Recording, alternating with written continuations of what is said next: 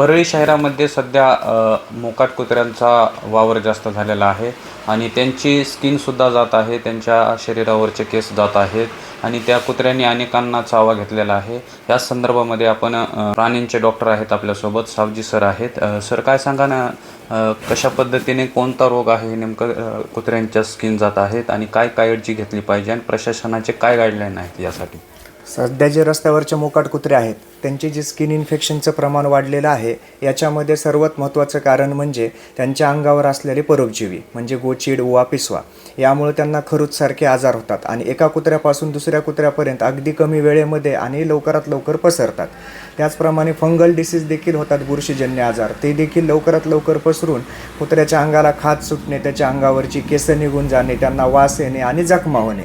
ह्या जखमा वगैरे वाढत गेल्यानंतर त्यांच्या अंगावर माशा बसून तिथं आळ्यासुद्धा होतात आणि मग असे कुत्रे हे पिसाळले असा लोकांचा गैरसमज होऊन ते त्यांना मारून टाकतात।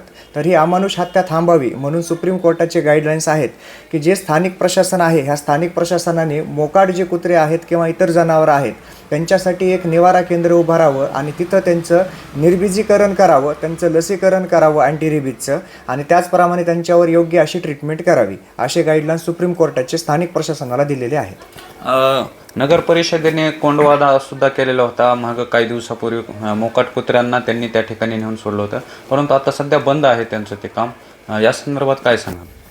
नाही, ते काम का बंद आहे हे पूर्णपणे स्थानिक प्रशासनाचा विषय आहे आणि त्या संदर्भात जर काही त्यांचे गाईडलाईन्स वगैरे असतील तर त्या प्रमाणात पूर्ण करून लवकरात लवकर हे कायमस्वरूपी चालू करावं, कारण की नितांत आवश्यकता आहे।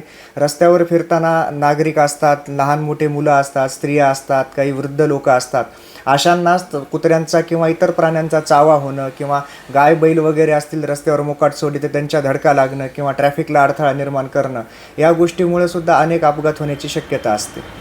नागरिकांना काय आव्हान कराल, विद्यार्थ्यांना आणि नागरिकांना अशा कुत्र्यांपासून कसं सावध राहायचं आणि काय उपाययोजना करायला पाहिजेत त्यांनी?